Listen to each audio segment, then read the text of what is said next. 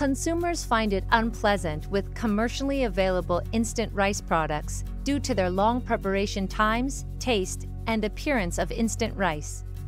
The invention of the high-temperature pneumatic puffing technology by the Food Industry Research and Development Institute can carry out high-temperature, short-time puffing operations, according to the characteristics of different food materials.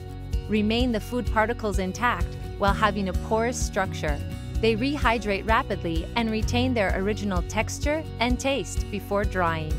This technology resolves the quality problem of current instant rice products, providing properties such as product stability, longer shelf life, and convenient transportation. Regarding the future development trend of smart meal serving and convenience foods, it can be used for various purposes, including epidemics prevention, emergency preserved food, portable food for mountain climbing and other outdoor activities, and efficient meal preparation for catering services.